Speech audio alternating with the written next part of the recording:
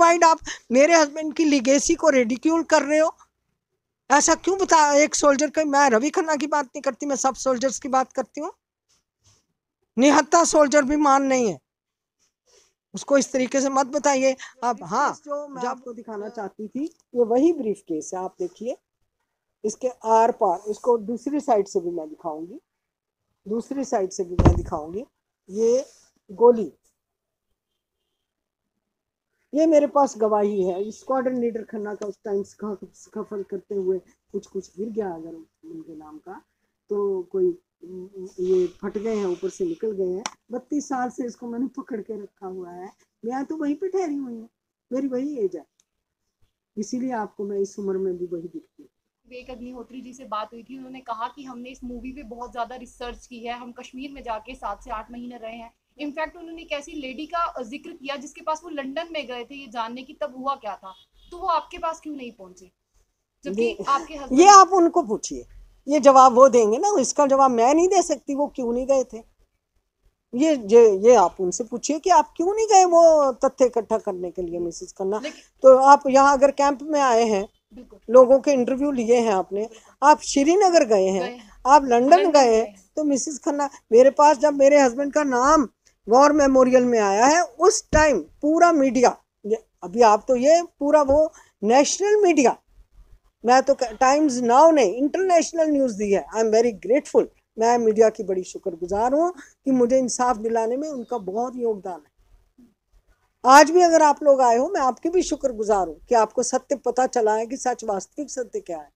मैंने जब सारी स्टोरी ऑडियंस के सामने बताई है कि वास्तविक सत्य क्या है, मैं बताती हूँ, तो उनको मेरे को अप्रोच करना चाहिए था, सॉरी ना कहें, ठीक है, कई बार नोइंगली अननोइंगली बड़ा कुछ हो जाता है, after all we are humans. इतना प्रेशर होता है, ये मूवी जब बनाई है कोई आसान नहीं है, पता नहीं कैसे सर्कमस्टेंसेस में उन्होंने ये मूवी बनाई है, लेकिन वो मेरे पास आते, मुझे कहते, अप्रोच करते कि हम आपकी इतनी सी बात मान लेते हैं क्योंकि ये at the verge of release है, तो आप हमारा योगदान दीजिए। क्योंकि मैंने पीछे भी हुकूमतों का योगदान दिया है, जब जब उन्होंने कहा कि आप 1 दिन रुक जाइए, 2 दिन, 10 दिन रुक जाइए, रुकी, मैं सुप्रीम कोर्ट तक अपना केस लड़ी हूँ मैं, ऐसी बात नहीं है। और यहाँ भी अपने हस्बैंड का केस मैं खुद लड़ी, मुझे इंसाफ मिला है।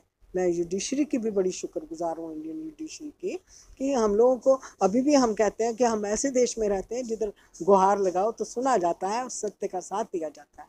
आज आप लोग मेरे पास, आपने अप्रोच किया है, आपको मेरी बात सुनाई दी है मीडिया के ज़रिए, तो आप लोगों ने भी अप्रोच किया है कि वास्तविक सत्य क्या है।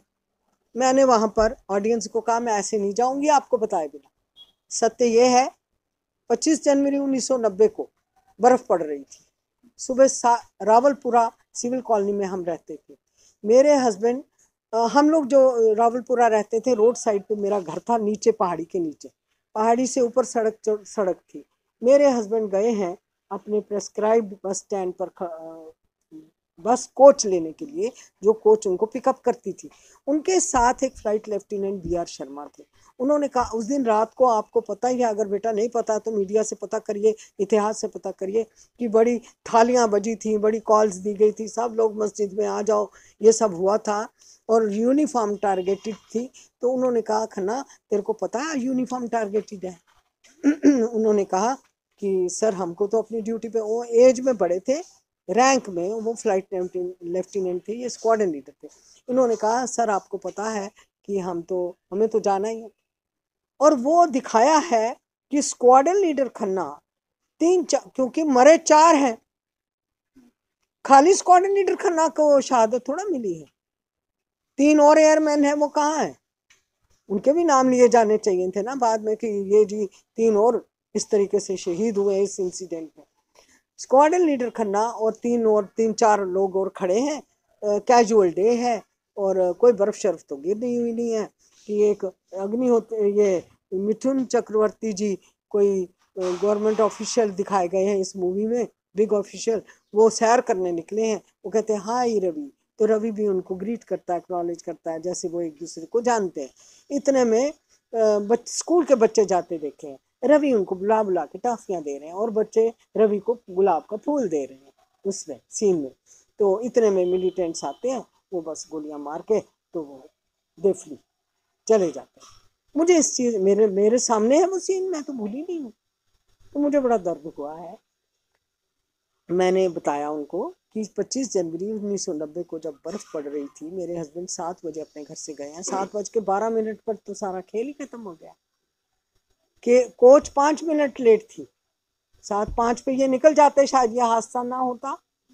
कोच लेट थी और ये लोग इतने में फ्लाइट लेफ्टिनेंट शर्मा ने जो बात कही कि आज थ्रेटन्ड है यूनिफॉर्म, तो इन्होंने कहा कोई बात नहीं सर, हम सिपाही हैं, ऊपर वाले पर छोड़ते हैं, क्या होगा।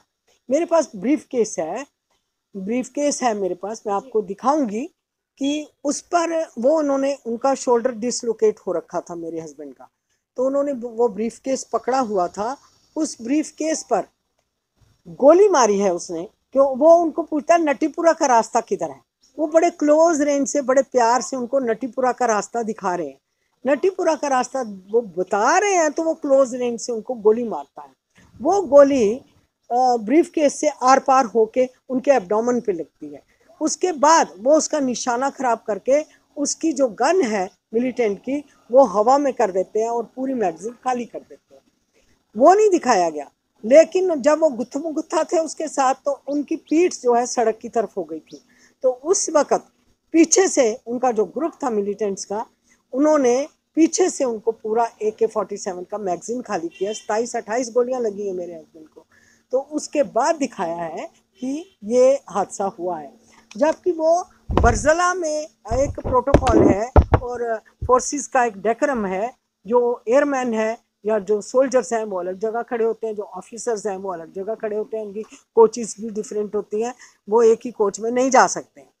ये बरजला में 20 लोग खड़े थे, इधर 3 मर गए और 17 जख्मी हो गए। इधर ये 2 थे, जो एक को इसने गोली मार दी और दूसरा जो है उसको खन्ना ने जब स्कफल कर रहा था, call the Sharma save your self, तो वो कहते हैं मैं पेड़ की आड़ में जाके लेट गया। लेकिन जो मैंने देखा है, गोली मार, जब मैंने ताड़ ताड़ ताड़ ताड़, एक गन खाली हुई, दूसरी गन खाली हुई, तो मुझे लगा जैसे पटाखे चल रहे हैं। मैं अपने एटिक पे गई, मैंने देखा, देख के क्या देखा है कि बहुत सारे लोग हैं जो घेरा बना के नाच रहे हैं, हुल्लड़बाजी मचा रहे हैं। तो मुझे कुछ समझ नहीं, मैंने कहा मेरे हस्बैंड तो अभी गए थे, मैं अभी देखती हूँ। मैं नीचे ढलती हूँ, पहाड़ी के ऊपर जाती हूँ, देखती हूँ कि वहाँ पर मेरे हस्बैंड सड़क के किनारे वो पड़े हुए हैं और एक अम्बेसडर कार पीछे से आ रही है। जवान थी मैं, तगड़ी स्पोर्ट्स गर्ल रही हूँ, मैं भी उनको पकड़ पकड़ के गाड़ी का दरवाज़ा खोल के खींच खींच के बाहर निकाल रही थी, मेरे हस्बैंड को जल्दी पहुँचाओ हॉस्पिटल। लेकिन वहाँ पर एयर ओपी का एक ऑफिसर था, सरदार जी, उन्होंने मुझे कहा Mrs Khanna hold, there will be massacre. शायद उन्होंने उनके हाथों में फिरन में गन्स देख ली थी, मैंने नहीं देखी, मेरी आंखें फटी हुई। और उस वक़्त ये रियलिटी है उस वक़्त की कि मेरे हस्बैंड ने निहत्था होने के बावजूद वर्दी पर कॉल है, टारगेट है, वर्दी वर्दी पहन के अपनी ड्यूटी पर गए हैं, ये दिखाने के बजाय कि सिपाही अपनी ड्यूटी को कैसे सरअंजाम करते हैं। दूसरी बात कि निहत्था होने के बावजूद उसकी खुद की इतनी प्रॉब्लम, मेरे पास आते हैं बताती ना, डिसलोकेट हुआ था ब्रीफ केस में, गोली उसके एब्डोमेन में लगने के बाद भी वो लड़ा है और उसकी गन खाली की है। ये शौर्य दिखाने के बजाय इन्होंने दिखाया वो टाफियाँ चॉकलेट कैजुअल डे है, बड़े हंसी खुशी के मूड में है। पूरा सीरीन पूरे भारत में मचा हुआ था शोर, कश्मीर में आग लगी हुई है, पाकिस्तान में बेनज़ीर भुट्टो भी प्रोवोक कर रही है और कितना कुछ हो रहा है। तो इनको बचा, और मुफ्ती मोहम्मद सैयद की बेटी के लिए जो रुबैया सैयद थी उसके एवज में छोड़े गए थे ना ये मिलिटेंट। इन्होंने कॉल दे रखी थी कि यूनिफॉर्म को टारगेट करेंगे और रेडियो स्टेशन कश्मीर को कैप्चर करके कश्मीर को आज आज़ाद घोषित करेंगे। ये तो 4 शहादत जो हुई हैं एयरफोर्स वालों की, इसने तो कम से कम हमारे देश की रक्षा की है। मैं कहती हूँ कि इनकी शहादत मुबारक शहादत हुई है कि हमारा सिर, हमारी बुद्धि अभी कायम है, हमारे शरीर पर सिर ना हो तो हम क्या है। तो इस बात का मुझे दुख हुआ, वो सीन सारा मेरे सामने। ये ब्रीफ केस जो मैं आपको दिखाना चाहती थी, ये वही ब्रीफ केस है, आप देखिए, इसके आर पार, इसको दूसरी साइड से भी मैं दिखाऊंगी, दूसरी साइड से भी मैं दिखाऊंगी। ये गोली,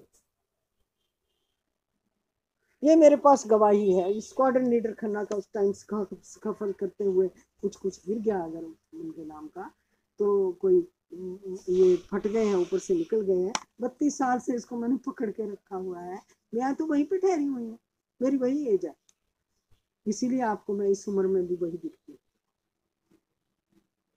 मुझे और किसी बात का अफसोस नहीं है, मुझे दुख है इस बात का कि जब रिक्वेस्ट भी की तो इनको, अगर ये इतने सेंसिबल हैं, इतनी सेंसिटिव मूवी बना सकते हैं, तो इनमें इतनी सेंसिटिविटी अग्निहोत्री जी में होनी चाहिए थी कि ये मेरे पास भी आते और कहते मैडम ये सीन तो अब हो गया है, कम से कम आप हमें इतना ही कह दें कि हम अगर नाम उनका बीट कर देते हैं तो क्या मूवी रिलीज कर सकते हैं, करें।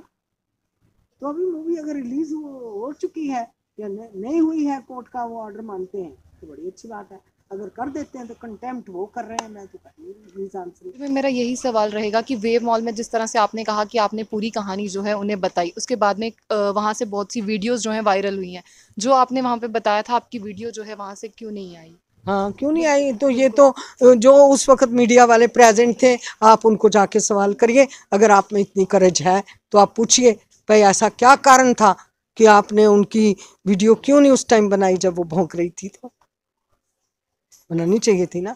जब मेरी बात का बुरा नहीं मानना बेटा, बात यह है कि आप भी जानते हैं क्या कहना है, क्यों कहना है, कहाँ कहना है, कैसे कहना है, कहाँ सच को छुपाना है, कहाँ झूठ को उजागर करना है, सब कुछ जानते हो आप, हमारे पढ़ाए हुए बच्चे हो आप। आया हुआ है जब यासीन, मेरा केस आज भी टाटा कोर्ट में है, यासीन मलिक तिहाड़ जेल में है, तो आपने क्यों नहीं उनको पूछा कि भाई इसको कम से कम इसका भी तो सही कुछ बता देना चाहिए था। वर्ल्ड वाइड आप मेरे हस्बैंड की लीगेसी को रेडिक्यूल कर रहे हो, ऐसा क्यों बता। एक सोल्जर का, मैं रवि खन्ना की बात नहीं करती, मैं सब सोल्जर्स की बात करती हूँ, निहत्था सोल्जर भी मान नहीं है, उसको इस तरीके से मत बताइए आप। हाँ जब कोई ऐसी आपदा विपदा आती है तो फौजी अपनी जान पर खेल के भी बड़ा कुछ करता है। कश्मीर में सैलाब आया, क्या कुछ हुआ है, हमसे भी पैसा इकट्ठा किया गया है, हमने तो नहीं कहा कश्मीर ने जी ऐसे मेरे हस्बैंड को किया है तो मैं क्यों दूं, नहीं जरूर,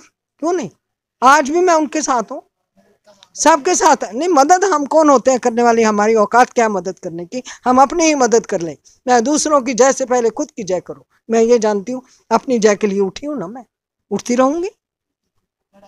हाँ लड़ाई जारी। साफ तौर पर आपने जो है वो पूरी बातचीत सुनी, आपकी क्या राय है उसे कमेंट बॉक्स में रखिए। तो ऐसी और भी अपडेट्स के लिए देखते रहिए जुम बुलेटिन। आशिया खान के साथ, अल्लाह हाफिज़।